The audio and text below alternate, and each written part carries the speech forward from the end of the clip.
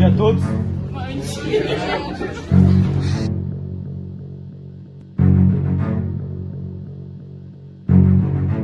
Estamos aqui para julgar se a Capitu é culpada ou não por adultério. Vamos começar.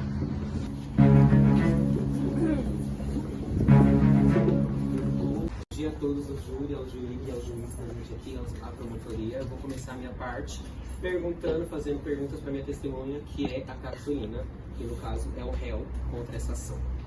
Eu vou começar com algumas perguntas, Carolina. Carolina, como você descreve a sua relação com o Escobar?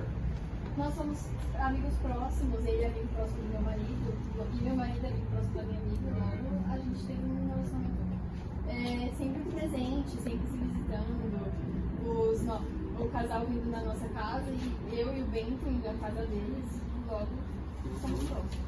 Carolina, você já se sentiu sufocado ou pressionado por alguma ação do Bento?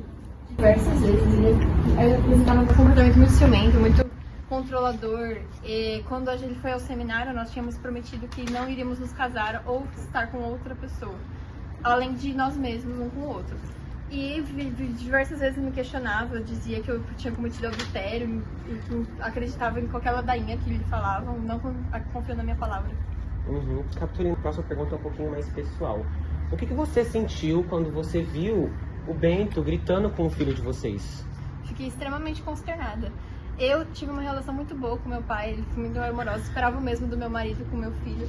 Vê-lo gritando com meu filho foi extremamente triste, porque ele estava sendo muito agressivo. E via na expressão de Ezequiel que ele estava sendo sufocado com essa reação. Carolina, a última pergunta agora para encerrar é um pouquinho mais forte, pessoal. Se você não se sentir confortável para responder, primeiro eu vou apresentar um fato aqui e depois fazer uma pergunta. Na última vez que você teve essa discussão com o seu marido, quando você viu ele gritando com o filho de vocês, eu não sei se você sabe, mas dentro daquela xícara de café da qual ele estava mandando o filho de vocês beber, tinha veneno. Ele estava naquele momento tentando envenenar o filho de vocês para matar ele, e isso são falas dele, isso está escrito dentro do documento que o próprio publicou. E eu queria saber o que você acha disso, sobre essa tentativa de assassinato que você realmente sofreu.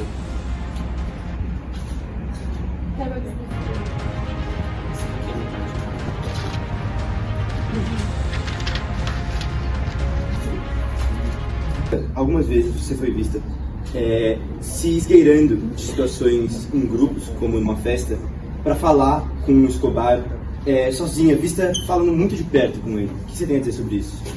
Novamente, como eu disse para o meu advogado, nós éramos amigos próximos. Ele era um amigo muito próximo do meu marido, do mesmo jeito que meu marido era próximo de Sanches, que é minha amiga. Nós tínhamos uma relação mais próxima e tinha momentos em que eu queria me afastar de certos ambientes. Tinha coisas que eu gostaria de falar com ele. Vocês eram amigos próximos? Amigos próximos. Mas você só ia à casa do Escobar com o Bentinho, foi o que você disse. A gente tem evidências de que você foi sim. Temos testemunhas que avistaram você sozinha com o Escobar lá, saindo. Isso não aconteceu, Carolina. Em nenhum momento do livro ela foi na casa do Escobar sozinha. Não aconteceu. Aconteceu sim? Em que parte do livro? Ordem, peraí, ordem no tribunal. Por favor, estudante, consiga. No velório de Escobar, você é vista chorando no cadáver com um olhar de viúva. O que você tem a dizer sobre isso? Eu vi a morte do meu amigo, melhor amigo do meu marido. Como você espera que eu não chore em uma situação dessa? Você chora desesperadamente. Você chora como se tivesse morrido a pessoa mais importante da sua vida. De modo algum. Se Bento morresse, seria bem pior para mim. Eu com certeza estaria bem mais consternada, mas eu sou uma pessoa que me abalei muito com essa situação. E sobre todos os relatos da sua chamada arte de convencer, você deixa o emocional de lado e você age na lógica. Você é uma pessoa muito calculista. Nesses momentos, todas as vezes que eu faço isso são principalmente para estar com o Bento. Quando a gente queria conversar somente, não ia deixá-lo ir ao seminário, para estarmos juntos. Essa lógica foi totalmente emocional, para estar com o meu marido, com a pessoa que eu amo. Mas você acha justo manipular ele, para estar com ele, acabar com os sonhos de vida dele? De modo algum manipulei, ele nunca quis ir ao seminário. Como eu acabei com o sonho de vida dele? Quando questionada pelo Bentinho sobre adultério, ele questiona se você o traiu. Você não só não nega, como você é dita com o olhar baixo e começa a chorar. Justamente meu marido, a pessoa com mais fio, me questiona sobre algo que nunca, religiosamente falando, é Não pode, eu não posso fazer isso. Mas você não o nega. Você não nega o ato. Eu fico consternada, como o meu marido, ao qual eu confio a minha vida, vai me contestar em relação a isso. Não tem cabimento. Você pode se provar inocente. Você pode negar o ato. Você só chorar se prova culpada. Quem não nega, consente. Nada a comentar. Encerro minhas perguntas. Bom dia, senhor Bentinho. Eu tenho algumas perguntas para fazer ao senhor. O senhor amava a senhorita Capitu? Com toda certeza. Como você descreve o seu amor por ela? Ela, pra mim, era o amor da minha vida. Desde a infância, mais ou menos na juventude, eu olhava pra ela, principalmente quando, a partir do momento que eu me descobri gostando dela, eu sempre olhei pra ela de uma forma diferente. Ela era o amor da minha vida, completamente lógico, que eu, desde o começo, sempre fui completamente apaixonado por ela. O senhor sempre foi apaixonado pela Capitu. Conseguimos ver que eles estão te acusando de coisas inimagináveis. Conseguimos ver também que eles falam que você, em alguns momentos, até tentou matar a Capitu, tentou matar o seu filho. Uma pessoa que ama o filho. O que passou na sua mente? Sinceramente, sobre essa situação, eu lamento bastante, porque, pra ser sincero, a Capitulina foi a mulher da minha vida. Por muitos e muitos anos eu amei essa mulher, por muito e muito tempo. Desde a infância eu larguei o seminário por ela, eu fiz muitas e muitas vezes, eu simplesmente... Você se sente triste. Nós conseguimos entender que naquele momento acalorado você teve esse tipo de pensamento. Mas como você se sente quando ela simplesmente não nega, quando você confronta ela, que se ela traiu ou não traiu, ela simplesmente fica em silêncio? Sinceramente, ali me quebrou completamente. A mulher da minha vida não consegue olhar no meu rosto e falar que não me traiu. Exatamente. Como que uma pessoa que você confiava tanto, no momento mais importante, não virou pra você e falou: Bentinho, eu não te traí. Como você se sentiu nesse momento? Você não conseguiu responder, você pode me avisar. Você prefere ser assim? Sem mais perguntas. Vossa Excelência, eu gostaria de fazer algumas perguntas para você. Em determinados capítulos, o senhor alega ouvir coqueiros, pássaros, borboletas e cigarras falando. E o senhor também fala em outras partes que ouviu fadas, né? Que o senhor teve um diálogo com fadas. E eu quero que o senhor me descreva um pouco mais essa interação, sabendo que são seres imaginados e que, como fadas, são seres inexistentes, e todos esses outros elementos que o senhor nos falou, eles não são existentes, eles não se comunicam com nós seres humanos. Para ser sincero, eu não vejo por que responder isso, visto que não tem muita associação com o caso de que a Capitulina me traiu, seres imaginários. Mas o senhor também relata ter vários lapsos de memórias. E eu quero que o senhor descreva um pouco desses lapsos, como o senhor se descreve em relação a isso, por favor. Sim, se você está falando de acordo com tais fadas e coqueiros, eu realmente não entendo o que isso tem a ver com o caso, até porque estamos aqui falando sobre Capitulina ter me traído, não sobre imaginações que eu tive durante a minha vida.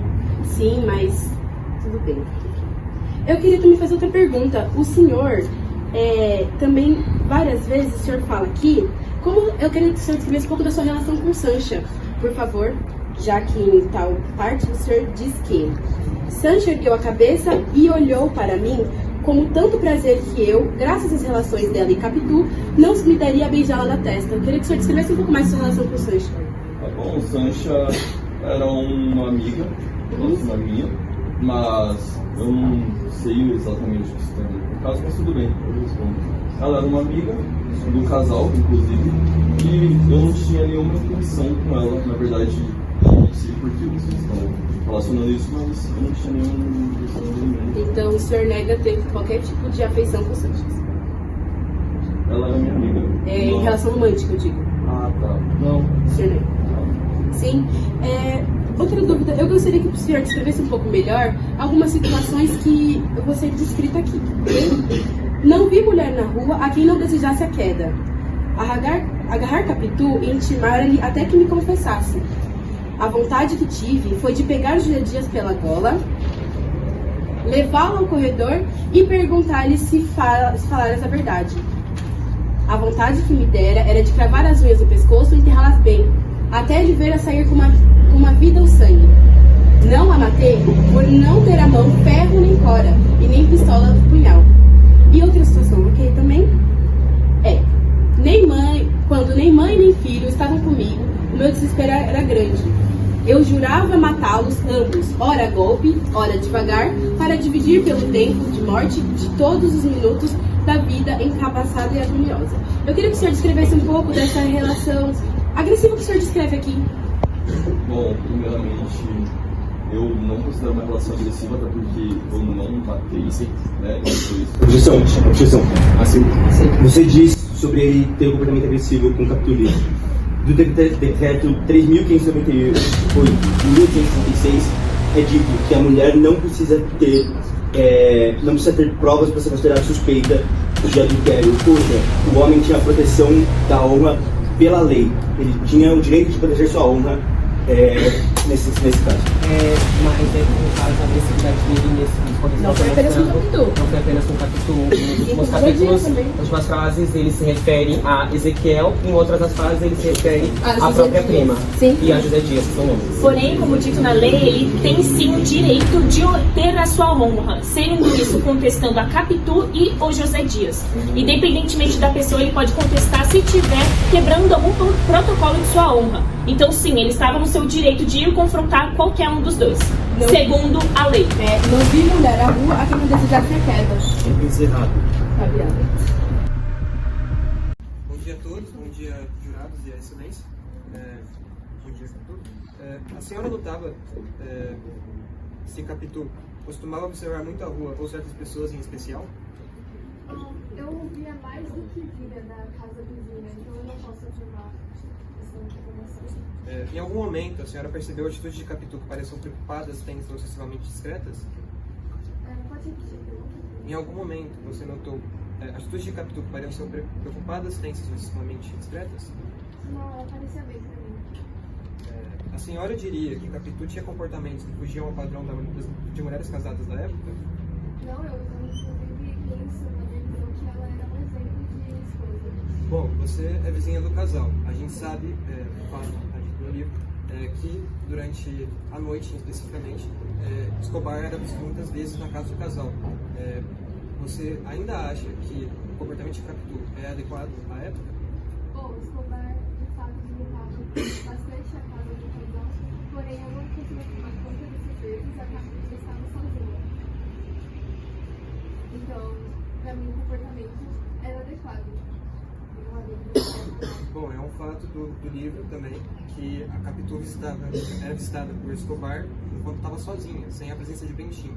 Um episódio importante é enquanto Bentinho foi ao cinema, em que Capitu relatou estar enjoada e decidiu ficar em casa. Mas quando Bentinho chegou a casa, o Escobar estava ao corredor da casa deles. Então...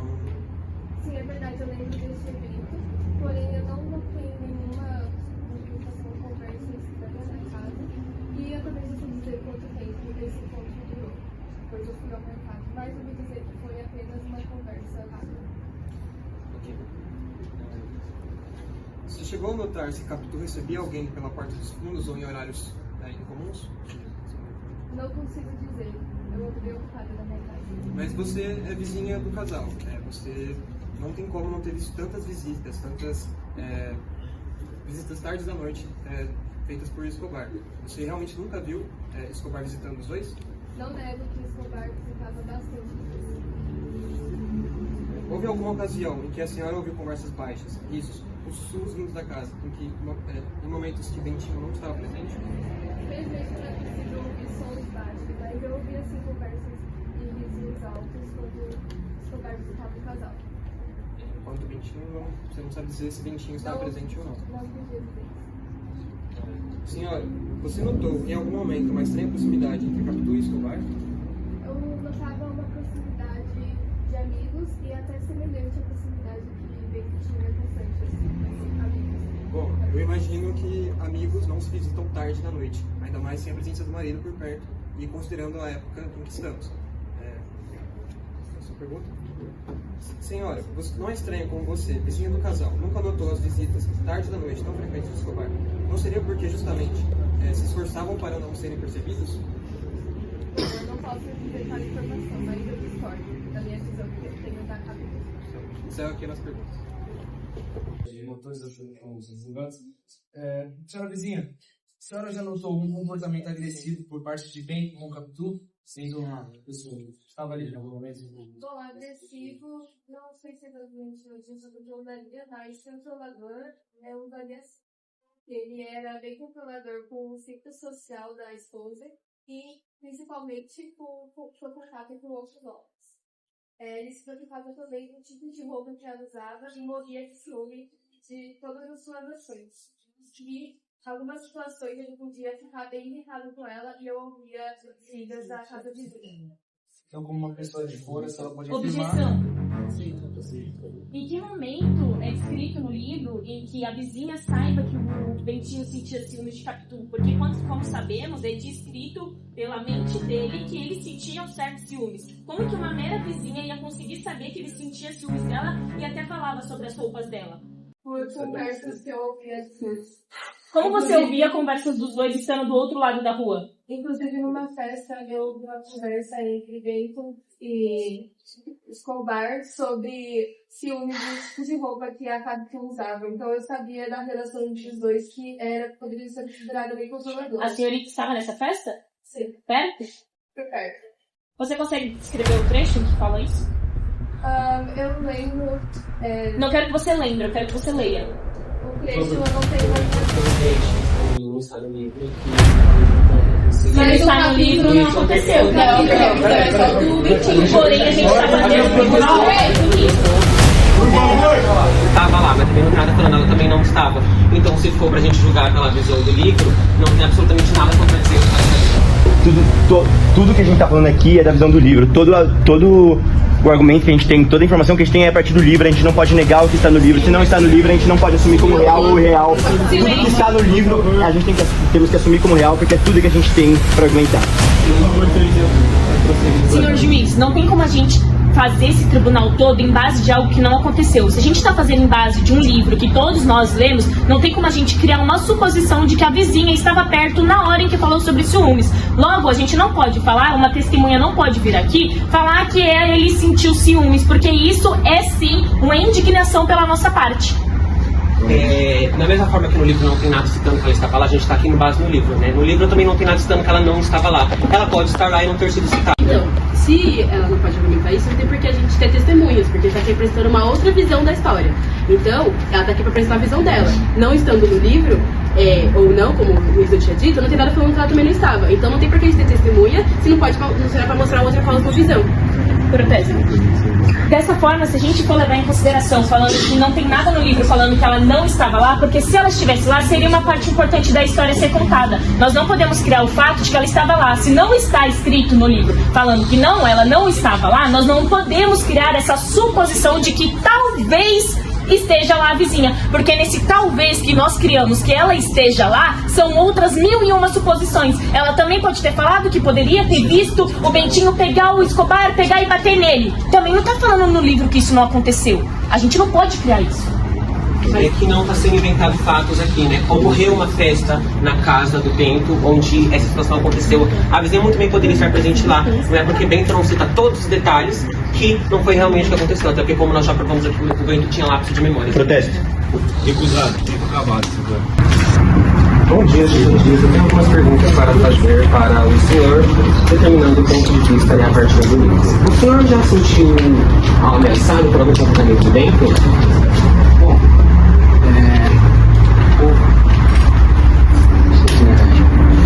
Não, o Bento sempre foi uma criança tudo medo, mas é que em determinada parte do livro ele sempre que ele tem vontade de pegar você pela gola e arrastar até o corredor. Você não acha que isso é um pouco ameaçador? Sim, mas eu acho que isso pode ocorrer. Foi uma sequência de fatos no alto fundo dele.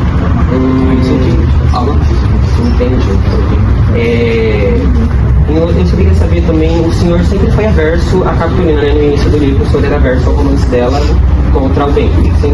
Correto? E qual seria o motivo disso? Bom,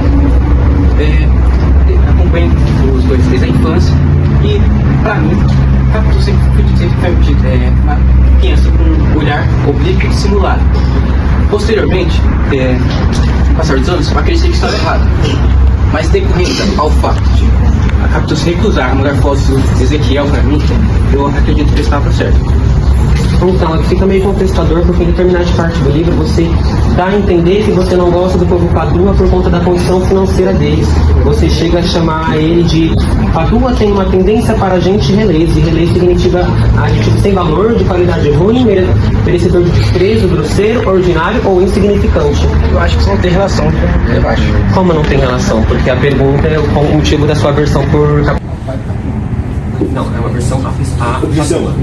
Ele está pedindo a sua pergunta sobre familiares que não tem nada a ver com a história e indiciando minha testemunha, deixando ele coagido. A família Padua é a família de Capoeira. Elas têm uma relação direta com a família de Capoeira. Alguém? Pode falar. Então, essas perguntas é para você lançar meio que toda a relação sim, porque, de novo, você discutindo tá no livro. Então é isso. Então eu queria entender, assim, porque o senhor morava de favor, né, na casa da mãe do bem, correto? E o senhor dá a entender aqui que o senhor não gostava dela. Eu queria entender o porquê disso, que o senhor não gostava da família Padua. Licença. Conversei com a professora e perguntei se a gente podia fazer pergunta, ela disse que podia. Então posso, senhor Luiz? Licença. Eu perguntei com a professora. José Dias. Em determinado ponto, nós conseguimos escutar que Capitu se recusou a mandar uma fotografia de seu filho para você. Isso é verdade? Correto. Então conseguimos ver que Capitu se recusou a mandar uma fotografia para José Dias. O que isso pode significar? A semelhança do filho de Capitu era tanta com Escobar que ela poderia ter medo de José Dias, que é uma pessoa que conhece os dois muito proximamente. Ele é muito próximo dos dois. Por que Capitu será? Por que será que Capitu se recusou a mandar esse tipo de foto para você? Eu acredito que os quatro existe uma grande semelhança entre Ezequiel e Escobar. Sim, existe uma certa semelhança entre Ezequiel e Escobar, filho de Capitu e supostamente filho de Bentinho, né? Também conseguimos falar, eu estava ouvindo ali e falaram que Capitu tinha um olhar oblíquo e dissimulado desde criança. Seria um desses motivos que o senhor não confiaria em Capitu, pois uma criança já teria esse olhar? Você concorda, então? Então conseguimos ver pelo seu testemunho que Capitu desde criança tem esse tipo de olhar e ainda se recusou a mandar uma foto do filho para você? Você que era o maior intercessor entre Bentinho e Capitu, que estava mandando mensagens para Bentinho? Sem mais perguntas. Bom dia. Bom dia, senhorita, poderia me falar seu nome?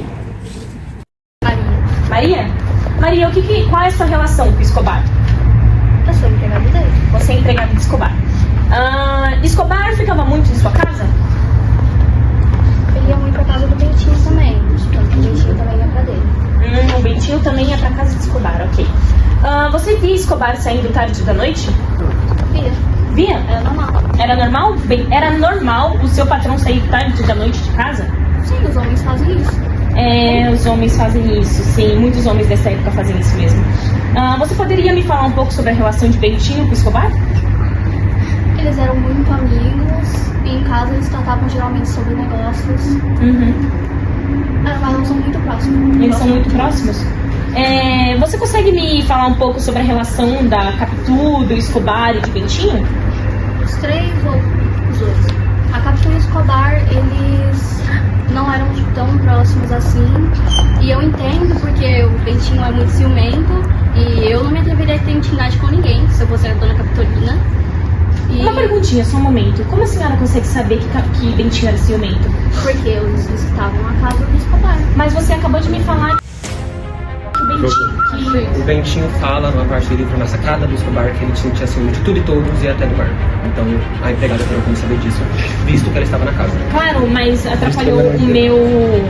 Mas ele pediu uma divisão. Por favor, desse esclarecimento, algum trecho que é dito isso? Por favor. Deixa eu dar uma pausada ali.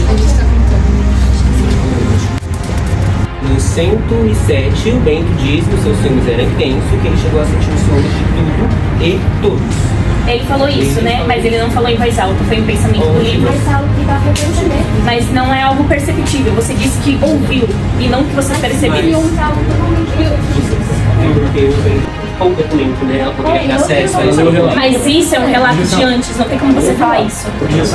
Em todo momento, o advogado ali está falando pelo Bentinho, não tem um trecho do livro que diz claramente isso.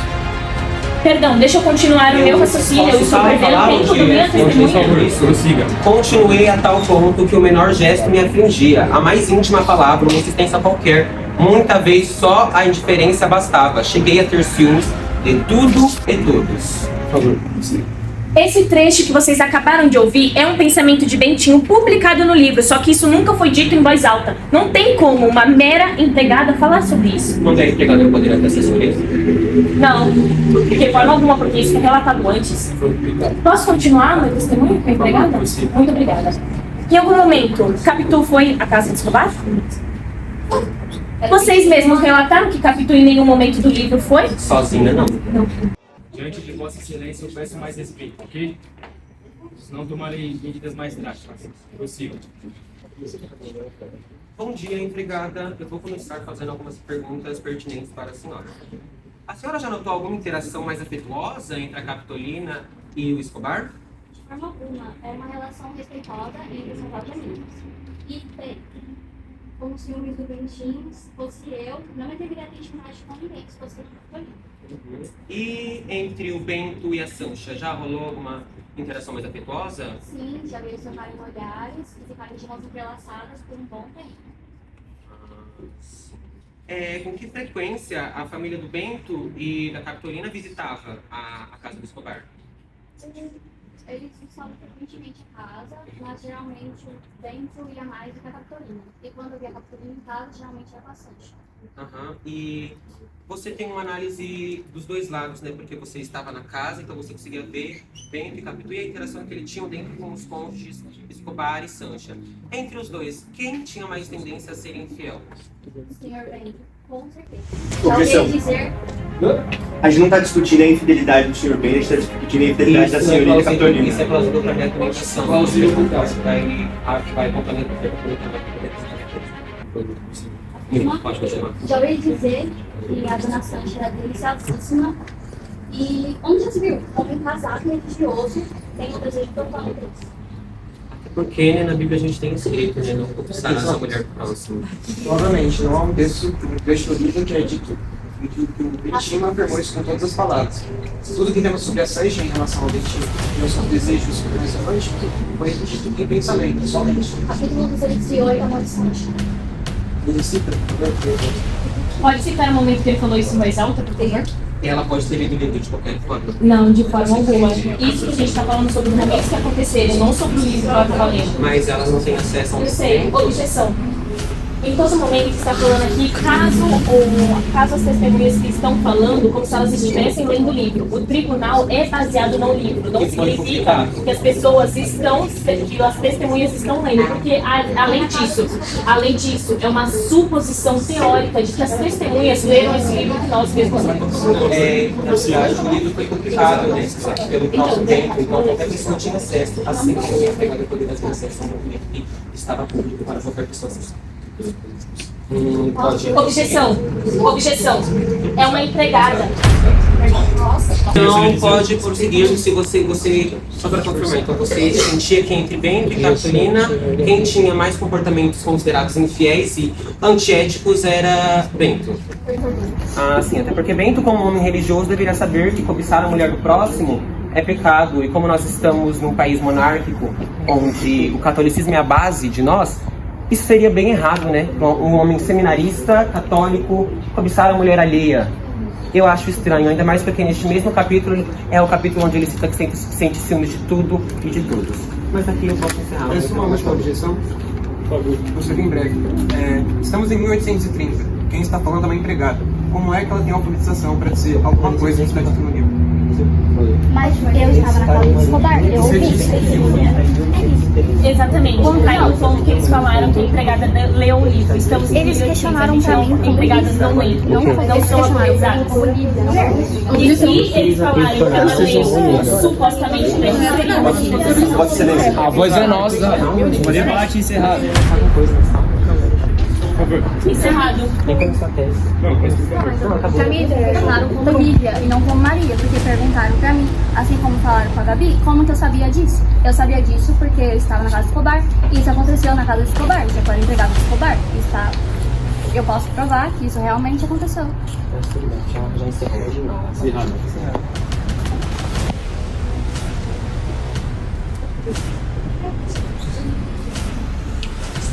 Bom dia, senhor Peralta. Eu vou fazer algumas perguntas para você. O senhor era próximo, conhecia a família Padu, a família Santiago? Oi? Desculpa. Não tão próximo. E o senhor aceitou vir aqui como testemunha da promotoria por que motivo?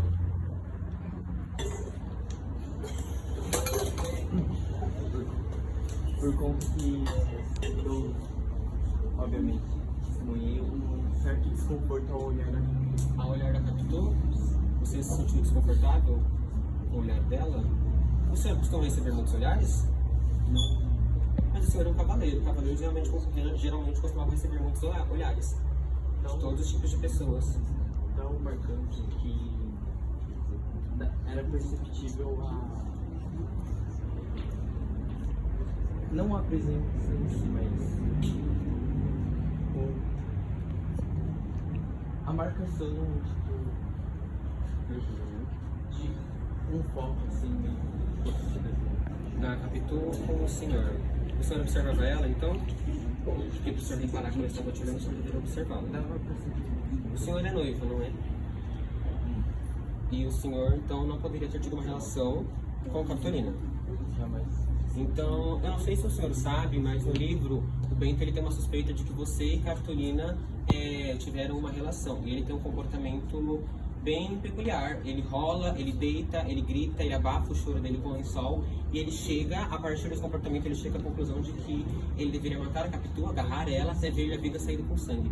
O senhor acha que a relação entre o senhor e a Capitu seria uma justificativa para isso? Objeção. Novamente, o Bentinho tem o direito de defender sua honra em caso de adultério e não é necessário uma prova concreta. Só a suspeita de Bentinho já é prova suficiente do adultério. A partir do decreto de... O senhor acha que a relação entre o senhor e a Capitolina, que era de simples troca de olhares entre um cavaleiro e uma vizinha, era justificativa para tais pensamentos dele?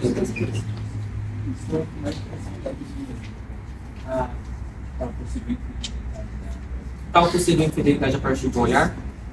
Sim. Para um cavaleiro, por uma vez? Assim,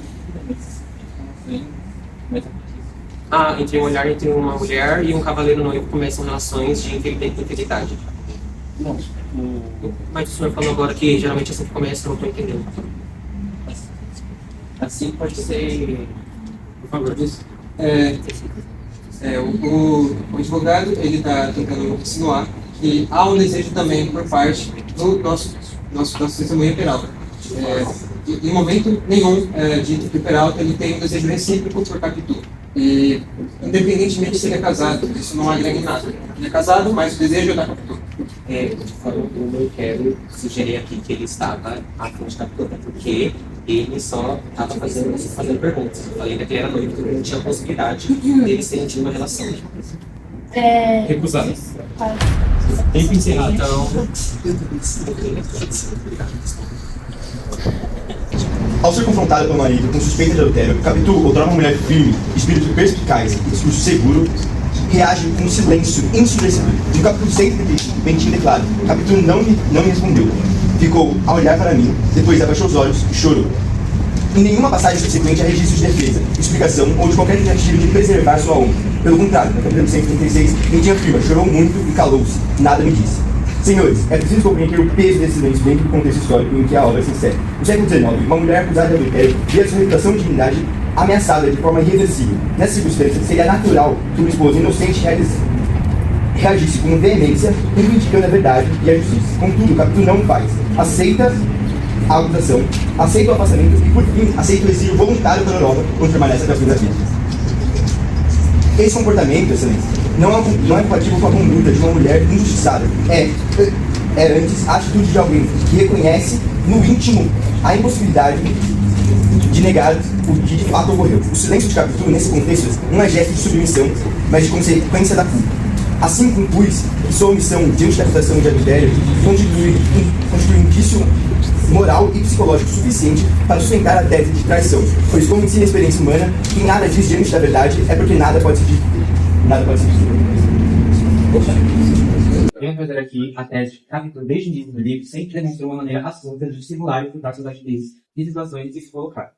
É evidente que a partir de que Capitu é dissimulado e consegue absolutamente ocultar atitudes, não vem do ponto de vista de Bentinho, mas sim de um alerta de José Dias para o mesmo, já que Bentinho, depois de todo o livro, até próximo ao final, demonstra uma visão um tanto idealizada de Capitu por amar a mesma. Entretanto, com o aviso prévio do agregado, Bentinho apenas narra aquilo que vivenciou com Capitu de forma ainda romântica. Inclusive, as atitudes da mesma que comprovam ao longo da narrativa a denúncia de José Dias. Portanto, pode-se perceber que Capitu, desde o início, tem uma capacidade de disfarçar situações e de simular muito bem. Capítulo 25, no passeio público, título capítulo, não sendo trecho. Capitu, apesar daqueles olhos de um diabo dele, você já reparou nos olhos dela? São as simples grana, oblíqua e dissimulada. E dissimulada, no dicionário, vem do verbo dissimular, que significa ocultar, disfarçar, esconder seus próprios sentimentos. Nota-se que fora José Dias alertar ao Bentinho sobre os trejeitos de Capitu, e não um ponto de vista a partir do próprio Bentinho. Agora vou citar os textos que comprovam, ao longo da narrativa, a denúncia de José Dias, que Capitu tem essa capacidade de dissimular situações. No capítulo 34, tem o título Sou Homem. Capitu, com pouco se expressa. Tão depressa que, quando a mãe apontou a porta, ela abanava a cabeça e ria. Nenhum laivo amarelo, nenhuma contração de acanhamento. Um riso espontâneo e claro, que ela ficou por essa palavra na lei. Vejamos tal trecho que comprova, ainda que de forma sutil, a dissimulação e facilidade que Capitu consegue ocultar situações, onde após o primeiro beijo entre eles, Bentinho, ainda raciocinando o que havia ocorrido ali no momento, Capitu se reergue no mesmo instante e age com a mãe de forma como se nada houvesse acontecido entre os dois. Outro capítulo comprova ainda essa dissimulação de Capitu. No capítulo 38, que tem o título Que Susto, Meu Deus. Quando o padre, vindo pelo interior, entrou na sala de visitas, Capitu, em pé, de costas para mim, inclinado a certa postura, como a recolhê-lo, perguntava em voz alta: Mas Bentinho, que é protonotário apostólico?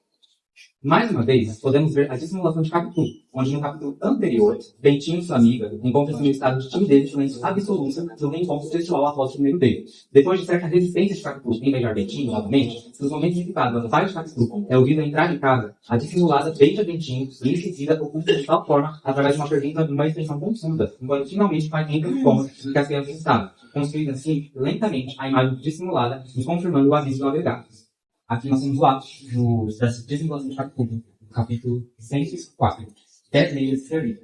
Em determinado tipo, Capitu fica do seu então esposo Bentinho, a visita íntima que Escobar tivera para tratar de restaurantes.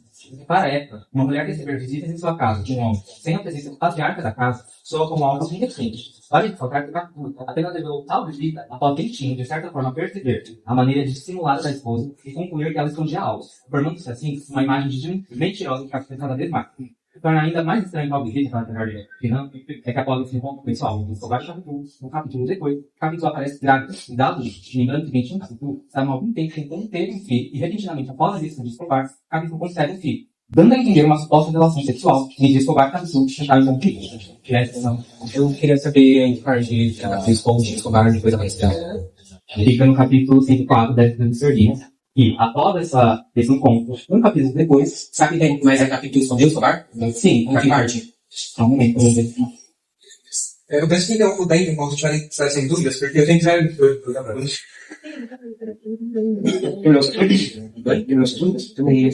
Pode voltar, eu sei? Não, é que ele ia apresentar a minha prova, tá bom.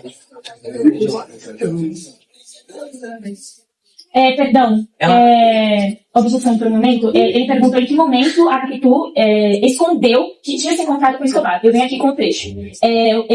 A Capitu teve uma conversa com o Bentinho falando sobre esse dinheiro e ele fala: quem foi o corretor? Capitu responde: seu amigo Escobar. E aí Bentinho pergunta: como é que ele não me disse nada, ele ou ela? Foi hoje mesmo. Ele esteve aqui? Capítulo responde: pouco antes de você chegar, eu não disse nada para que você não desconfiasse. Capítulo 10 libras estrelinhas. E Tem mais depois você falou que grava quanto tempo depois? no capítulo seguinte. Excelentíssimos senhores juízes e ilustres senhores jurados, com devido respeito, bem por evidências somadas, ratificam um quadro claro de deslealdade conjugal da ré Dona Catalina Santiago. E por iniciar essa exposição, lembrando que na busca pela verdade, não vamos fechar os olhos frente aos fatos. E é justamente de uma prova fatídica e incontestável que se trata de Ezequiel de Santiago, suposto filho de Bento Santiago, e Ezequiel de Escobar. Excelência, saqueamos primeiramente o que é evidente. O menino Ezequiel, tido como filho do casal, carrega aspectos físicos e comportamentais que, inegavelmente, eram características de Escobar. Outrora era amigo de Bento. Eu repito, a semelhança entre Ezequiel e Escobar era clara. Trata-se de traços concretos, em linhas de rosto e maneira de falar, que o tempo e a observação tornaram cada vez mais nítidos. É uma cópia viva, uma ressurreição do Escobar, como se o destino houvesse decidido zombar da inocência do marido traído.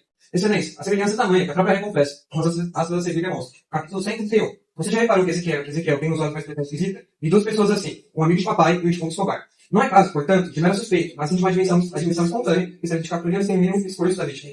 Contudo, não é só isso. Ezequiel não é espírito morto apenas em fisionomia, mas também em gestos. O garoto, o habituado a imitar trejeitos e formas de pessoa, como José Dias e o destino, em dado ponto passa a aturar as imitações especificamente de Escobar. Na altura em que as imitações tornam cada vez mais evidentes, o trecho seguinte afirma com clareza. Era modo de voltar a cabeça dele, quando falava, e de deixá-la cair, quando ria, capítulo ralhado. Ora, meritíssimos, o menino saturava os maneirismos específicos de Escobar, não de qualquer pessoa. Não seria essa uma prova cabal de encontros da surdina entre Escobar e Capitu, que ao aproximarem o menino, e Capitu, já então tem noção do quanto esse comportamento poderia denunciar a sua fidelidade, ainda repreende o filho, quase como um gesto de admissão. Afinal, que outro motivo alguém haveria de ter para divertir um costume tão ingênuo e inofensivo? Por fim, ilustres jurados, é indispensável que recordemos o último episódio após a separação da ré e da vítima. José Dias, que a mesma ouvia Ezequiel, solicitava não mais por retrato do menino, um pedido de singelo, íntimo e afetuoso, como registra o próprio narrador. Capítulo 143. Correspondia-se com Capitu, a quem pedia que lhe mandasse o retrato de Ezequiel, mas Capitu ia adiando, remessa a remessa, de correio a correio, até que ele não pediu mais nada. Mais uma vez, a postura da ré foi de nítida condição. Se nada houvesse a responder, não teria qualquer razão para hesitar ou recusar um pedido tão simples. Tal conduta apenas reforça a intenção inequívoca de evitar que eles percebessem a semelhança perturbadora entre Ezequiel e Escobar. Assim, meritíssimo juiz, diante da confusão da ré, das semelhanças físicas, das limitações de gestos exclusivos e da tentativa deliberada de ocultar a imagem da criança, torna-se evidente que não se trata de conjectura, mas sim de um conjunto articulado de provas que apontam para a identidade consumada. Desse modo, a promotoria requer a condenação da ré pelo crime de adultério, de acordo com o artigo 251 do Código Criminal de 1830, que prevê prisão a mulher casada que pratica adultério, somado ao agravante de ofensa à honra do marido. É só isso que eu tenho. Bom dia. Eu vou falar em geral, pois senhor juiz, estamos com mais pessoas no tribunal e eu vou me direcionar a várias pessoas, ok? Conseguimos ver aqui, pelos nossos argumentos, que Capitu está sendo indiciada de adultério, seja pela semelhança do seu filho com o melhor amigo do seu marido, seja pelos seus olhares, seja por tudo. Mas eu venho trazer para vocês um indício. Não quero fazer rodeios perante a minha tese. Capitu jamais provou a sua inocência. Quando temos um conjunto de provas consistentes e coerentes, juiz, e é onde a nossa principal suspeita não é capaz de explicá-los, temos algo que chamamos de presunção de culpa. A presunção lógica de culpa, que é quando nós presumimos que ela é culpada. Pois com tantos indícios assim, como que a nossa ré, Capitu, fica em silêncio? Como uma pessoa que fala que ama tanto a sua família, que ama tanto o seu filho, como que perante o seu marido, ela vai falar, ela não vai dizer nada. Quando há silêncio, há culpa. Se você não explica algo, automaticamente você deixa omitir algumas coisas. Mas vamos ver, vejamos. Capitu sempre foi colocada em posições e em situações que levavam a esses indícios. Nem sempre uma traição, ela pode ser algo que você vê, e sim algo que você sente. Você consegue ver os olhares de Capitu, você consegue ver tudo isso. E Capitu jamais provou sua inocência, ela preferiu o silêncio. Capitu preferiu ficar em silêncio ao olhar para o seu marido e falar: eu não te traí, Bentinho. Seja na semelhança biológica, a ciência não mente. Eles eram muito parecidos, o filho de Capitu junto com Escobar. Como que nós podemos negar essa semelhança? Vocês podem falar que isso é coisa da cabeça de Bentinho, que Bentinho era maluco, que Bentinho falava com fadas, só que a ciência não mente. Não podemos falar que eles não são parecidos. E é um indício. Como que o filho de Bentinho, o suposto filho de Bentinho, é parecido com o seu melhor amigo e não com ele mesmo? Então eu gostaria de falar pra vocês, não julguem Capitu por o que aconteceu ou não aconteceu, e sim pelo aquilo que ela não explicou. E quando você não explica algo, só resta uma coisa: a culpa. Sem mais. Boa tarde, bom dia a todos. Eu vou agora iniciar a minha tese de argumentação. Bom, o que a promotoria chama de fato consistente e escrito é um documento escrito por um homem, qual é narrador-personagem com domínio da oratória, e este homem diz no início do livro que deitará no papel as suas reminiscências, que de acordo com o próprio dicionário português significa lembrança vaga ou incompleta. Logo após isso, no capítulo 59, cujo nome é Com Vivas de Boa Memória, o Bento passa o capítulo inteirinho escrevendo como a sua memória é ruim. Ele chega a citar, inclusive, que ele não lembra nem das calças que ele vestia no dia anterior. Eu acho um pouco peculiar uma pessoa que não lembra nem das calças que vestiu no dia anterior, lembrar de falas exatas de diferentes personagens. Então, podemos ver por assim que o documento não é um fato, é aquilo visto da visão de uma única pessoa, que é o Bento que, como provado aqui pelas próprias falas escritas dele, não tinha boa memória. Você falar que ele não lembra das calças que ele usou no dia anterior não prova uma baixa memória, prova que ele não liga porque ele estava usando no dia anterior. Ele não lembra porque ele não se importa em lembrar. Mas ele fala, eu não lembro da calça que eu estava usando. Mas ele fala que essa memória é ruim. Não, a minha memória não é boa. Como eu invejo os que lembram das calças que usavam no anterior. Isso só fala deles. Não, a minha memória não é boa. Afirmação. A memória não ser boa não quer dizer que ele não seja capaz de lembrar de coisas. Não seja que ele não seja capaz de lembrar dos maiores acontecimentos da vida dele. Ele não cita a vida inteira pedaço por pedaço. Ele cita os maiores acontecimentos da relação dele com a esposa. Pode atrapalhar assim, o que vocês falaram. É isso mesmo. Coisa, não sei o que eles fazem, tipo assim, eles rebatem em cada pergunta nossa, porque como que a gente vai fazer nada? Não, é réplica, eu não tive oportunidade de questionar bem sobre as escritas que ele deu. Mas eu queria muito saber de verdade quando que começa o livro. Porque nós não temos essa informação, até porque tem uma congruência, né? Em determinada parte do livro, Bento diz que começa em 1857, logo após isso, no capítulo 103, ele é essa data, ele diz outra data. Reforçando assim como a memória dele não é ruim. Ou seja, isto não é fato. Isto são memórias falhas de um homem, do qual agora provarei, que não possuía estabilidade mental. Bom, Bento, para começar provando que Bento não possuía estabilidade mental, é possível citar que Bento quis se matar. Ele tentou suicídio. Ele não chegou a tentar, mas ele comprou veneno para suicídio próprio. Eu não acho que pessoas com estabilidade mental total pensam em se matar e chegam até a comprar veneno para executar esse plano. Logo, nós podemos ver que neste livro, além de ser um livro escrito por uma pessoa que não tinha memória boa, é descrito por uma pessoa que também não tinha estabilidade mental para escrever tal coisa. Eu vou falar sobre outra parte, que é fora do livro, mas faz uma conexão direta. É uma peça chamada Otelo, de William Shakespeare. No livro Otelo, de William Shakespeare, Otelo era um grande general e líder de um certo império. Ele era casado com Desdémona e ele tinha um conselheiro chamado Iago. Iago, a fim de derrotar Otelo, chega em Otelo e fala que Desdémona o havia traído. Que era uma mentira. Otelo, motivado pelos ciúmes e pelo ódio, mata Desdémona a sangue frio, e logo após isso descobre que Desdémona era inocente. O livro Otelo ele é citado ao total 3 vezes dentro do documento do Casmurro. E na segunda vez que ele é citado, Bento descreve o que Iago fez como um bom conselho. Ele diz, Otelo e Desdémona e o bom conselho do fino Iago. Eu acho que uma pessoa que dá um conselho a fim de matar uma mulher inocente não deve ser um bom conselho. Logo após isso, em determinada parte do livro, onde Bento ainda estava com pensamentos suicidas, ele vai até um teatro para assistir a peça Otelo. Ele vai ver essa peça sobre uma mulher inocente, acusada falsamente de adultério, que é morta, e ele chega à conclusão que, não, ele não deve se matar, e sim, Capitolina deve morrer. Ou seja, ele vai ver uma obra onde Desdémona, uma mulher inocente, é acusada de adultério e é morta por isso, e ele chega à conclusão de que Capitolina deve morrer como Desdémona. Palavras dele. Logo depois ele diz que Capitolina deve morrer. Ou seja, Bento sabia que Capitolina era inocente, ele não tinha provas concretas sobre isso. Assim como Otelo não tinha provas concretas de que Desdémona o havia traído. E ele mesmo assim, depois de assistir uma peça com esse intuito, ele vai lá e condena Capitu à morte. Outra parte que prova também que Bento não era uma pessoa com estabilidade mental é que além de ele ter pensamentos agressivos e agentes agressivos com seres humanos, ele também tem o mesmo com animais. Bento comprou veneno e injetou em 3 bolas de carne para dar a cachorros da rua comerem. Ele chegou a tentar fazer isso, mas ele desistiu no meio do caminho.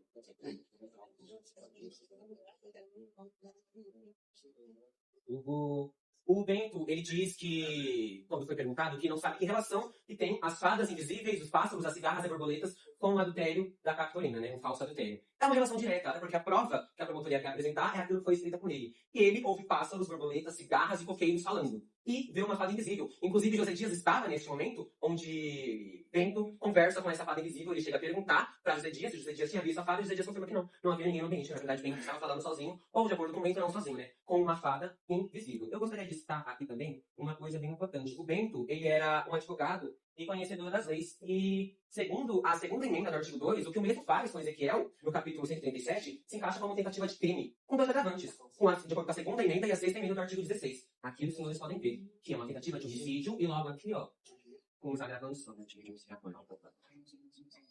Vocês podem entender que é uma tentativa E aqui no artigo 16 tem o segundo agravante, que é quando o delinquente comete o crime com veneno ou incêndio ou inundação. Logo na sexta emenda, haver um delinquente superioridade em sexo, força ou armas. Acho que é nítido aqui que uma criança não consegue se defender de um homem adulto. Então é extremamente desonesto. Isso que o Bento faz ao tentar atacar Ezequiel, sabendo que Ezequiel não teria chance alguma de se defender. E Bento era advogado, ele era conhecedor das leis, ele sabia muito bem o que ele estava fazendo e ele sabia que isso era o crime previsto no Código Penal, conforme está aqui. Sobre Capitolina não ter tido reação sobre ela negar, a gente acabava de ver um momento onde o filho dela estava tentando ser morto, onde o marido dela estava gritando com o próprio filho, falando que ele não era filho. Ela ficou sem reação. Ninguém nesse estado é capaz de pensar. A minha cliente, ela só é vítima de uma coisa que o próprio Bento admite, de ser muito mais mulher do que ele era homem, porque o Bento chega a isso. Capitolina é muito mais mulher do que eu sou. Sobre a semelhança entre Ezequiel e Escobar, eu realmente queria saber que base científica que isso tem, porque nós temos uma comprovação científica disso, é a palavra do Bento. E em determinada parte do livro, o Bento, quando Ezequiel vai visitá-lo, disse que se o Josias fosse vivo, iria perceber que era quase igual a ele. Eu queria entender como que pode ser tão congruente uma informação com a outra. Em determinada parte ele é muito parecido, e em outra parte ele é quase igual a você. Ao Bento, no caso, nessa situação. Em outra parte do livro, porque são muitas que a gente pode pontuar. Acho que não, na verdade, porque eu foco nele. Bento diz que Capitolina chorou demais no velório de Escobar, e que Capitolina era uma mulher séria, deveria fazer isso. Mas Capitolina sempre se mostrou ser sim uma mulher sentimental. É que ela, como ele propriamente disse, era muito mais mulher do que ele era homem. Então ela conseguia ser racional e sentimental ao mesmo tempo. Até porque logo no início, Capitu e Bento começam a ter um romance, a Capitu tem sonhos muito mais aflorados com Bento do que o Bento tinha com ela.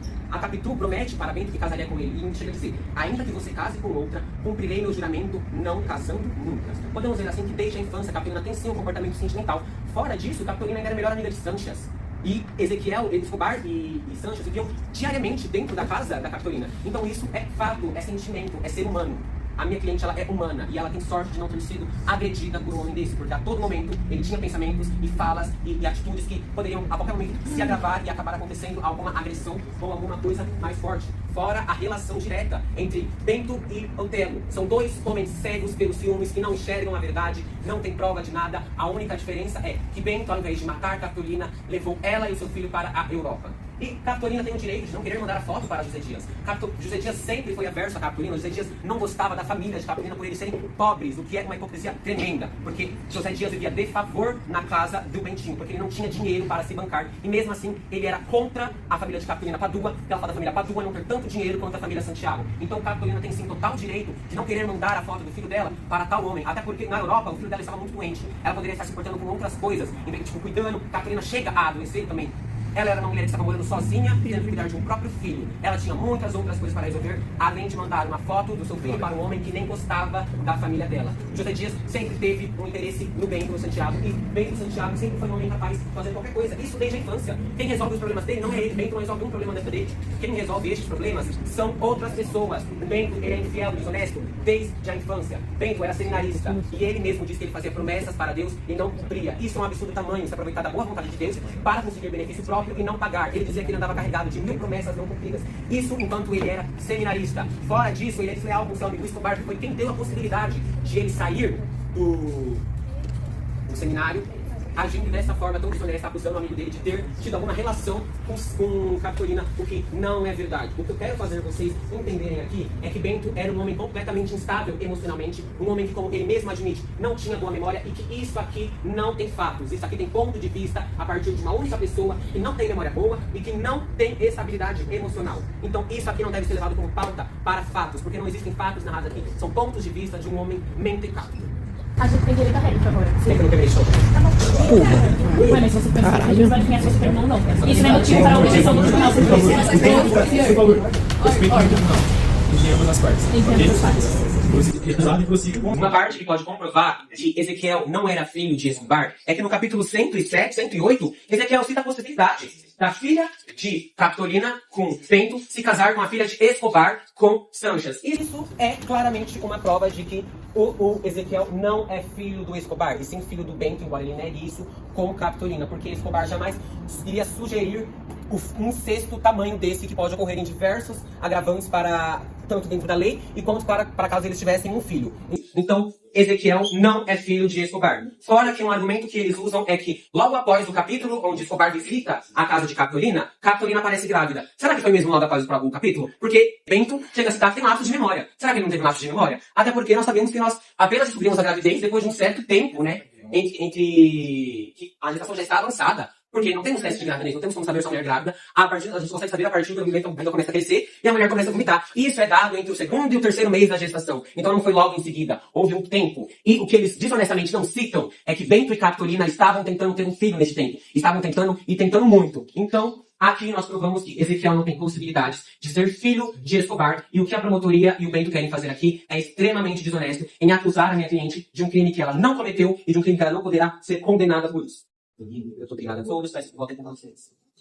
Com licença, não preciso dos meus documentos para mostrar os fatos que foram falados diante de vocês. Como vocês conseguiram perceber, os advogados que estão defendendo a nossa réu falaram muito que ele não tinha noção do que ele estava falando, que ele estava ouvindo fadas, que ele estava ouvindo coisas. Só que alguns momentos depois eles já falaram que ele era advogado, que ele sabia muito bem do que ele estava falando, que ele sabia muito bem o que ele estava fazendo. Como que isso pode ser consistente? No momento você falar que ele sabe o que ele está falando e quando está ao seu favor você fala que ele não sabe. Eu acho que isso é meio inconsistência da parte da nossa réu, da equipe da nossa réu. Então eu acho que deve ser meio gravante, pois as próprias falas deles não estão batendo.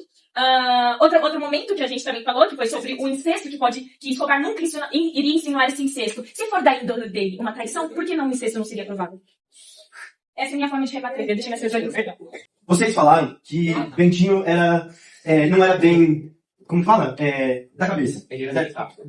Você falar que alguém que tem depressão, que ficou sentido porque sua esposa o traiu, tentar se matar, é alguém que não tem uma instabilidade mental, é um absurdo. É um absurdo. Ele estava corrido de tristeza. Outra coisa, vocês falam que esse livro aqui não serve de nada, é um documento sem base.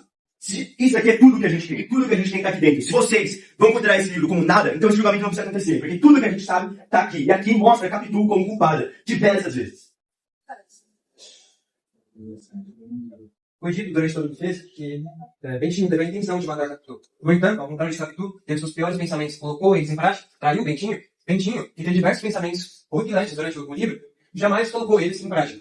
Nenhuma coisa vez. Seja quando ele pensou coisas indevidas a respeito de sua mãe, de Sancha, de seu filho e até de Capitu. Ele nunca pôs em prática. Ao contrário da Ref, que tudo que se prova até o momento, colocou sim em prática a infidelidade conjugal. Tentam insinuar durante toda a defesa que a narração de Bentinho não é confiável. No entanto, Bentinho nunca deixou de omitir os seus piores pensamentos. Ora, isso não seria uma prova da imparcialidade da narração de Bentinho? Bentinho se mostra autocrítico. Ele diz os seus próprios pensamentos, os seus piores pensamentos, e não deixa de autocriticá-los. Não haveria qualquer motivo para manipular essa narrativa. Bentinho teve sim pensamentos comprometedores, como se envolve sua mãe, o Sancho e Capitu, e até o seu filho, mas nunca pôs em prática. Não repito. É só isso. Peço permissão para voltar. Por favor, mas seja breve. Tudo que vocês falaram não era para tentar provar a inocência de Capitu. Vocês não estão tentando provar a inocência de Capitu, vocês estão tentando provar a instabilidade mental de Bentinho, que não tem nada a ver com isso. Vocês estão aqui para fazer uma acusação ao Bentinho e não defender a Capitu. Vocês não apresentaram provas concretas a favor da Capitu e só assim contra o Bentinho. Isso aqui não é um tribunal contra o Bentinho, isso aqui é um tribunal contra a Capitu. A gente precisa julgar ela e não julgar o Bentinho. A gente está tentando, vocês defenderem ela e não acusar o meu réu.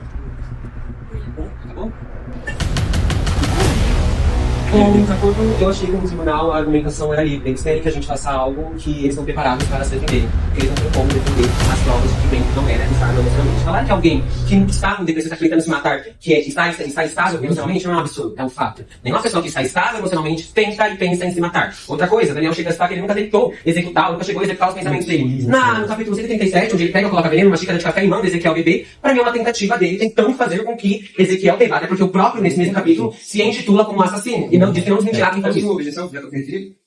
Por favor. O que eu disse, eu tentei dizer, é que ele não pôs em prática de fato. Ele colocou a xícara, colocou veneno na xícara, teve a intenção, mas, no entanto, nada o impediria de fazer aquilo. Ele não fez porque pesou a consciência dele mesmo. E sem que para isso alguém precisasse intervir. Só isso. Na verdade, o que aconteceu foi que Bentinho tentou realmente fazer com que Ezequiel bebesse aquela xícara e Capitolina chegou na sala naquele momento que ele estava gritando com Ezequiel. Não se sabe ao certo, né, o que aconteceria se Capitolina não tivesse entrado naquele momento. O fato de Bentinho ter escrito no livro pensamentos ruins não mostra o quanto ele é honesto na narrativa. Na verdade, mostra o quanto ele não se preocupa com a lei do país e o quanto ele não se preocupa de como ele pode ser julgado. Porque eu já mostrei para os senhores os crimes que Bento Santiago cometeu. O fato dele ter narrado o livro mostra que ele se sente impune, inocente de todos esses crimes. Ele acha que ele pode passar impune pela lei. O que eu peço que não aconteça, porque a lei ela deve ser justa e não deve ser falha. Então, eu vou dar a vez agora para a Sofia. Então, o Goya, ele vai encerrar a argumentação pra gente. Eu peço que todos votem com compreensão. E a minha cliente, ela é sim inocente. Não existem provas de que ela traiu. Existem meros pontos de vista de um homem mentecato, instável emocionalmente e com a memória ruim descritos dentro desse livro. Perdão, só pra contar alguma coisa. Se ele tem direito a uma conclusão, nós também teremos direito a uma conclusão no final. Né, senhor juiz? Juiz. Então, por favor, respeite. Por favor, respeite, estou conversando. Com licença, ele vai ficar aí pra vocês conversem em particular? Por favor. Você pode sentar aí, você vai fazer uma coisa. Porque é inconstitucional, né? Eles não sabem.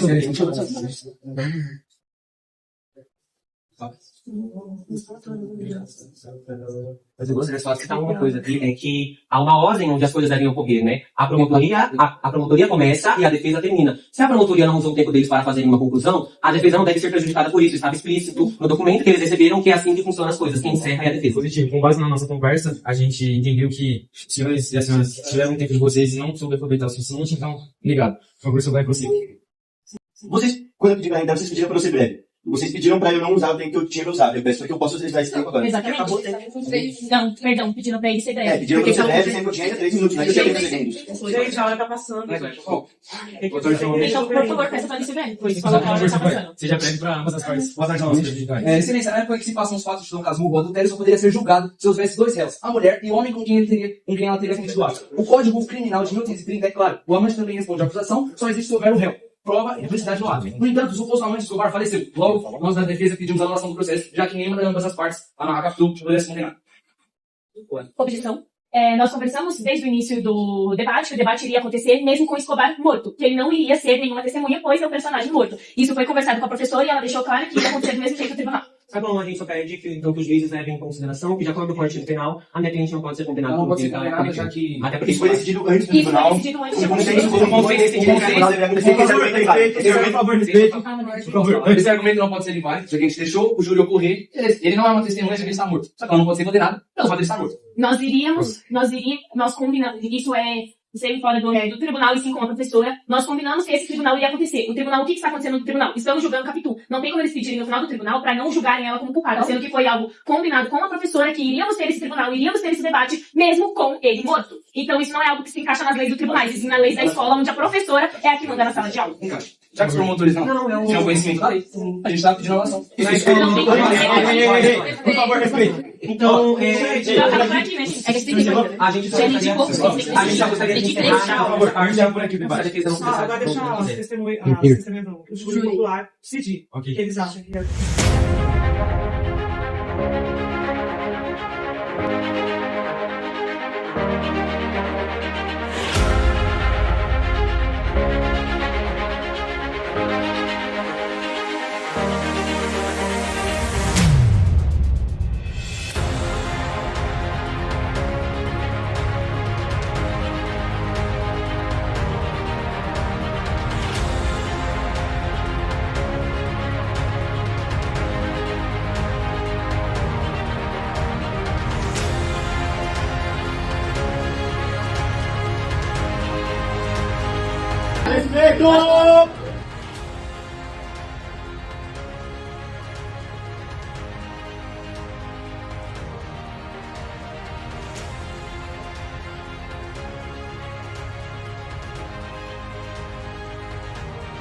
Após ouvir atentamente os argumentos de ambos os lados, considero que cada equipe apresentou pontos relevantes sobre o romance Dom Casmurro.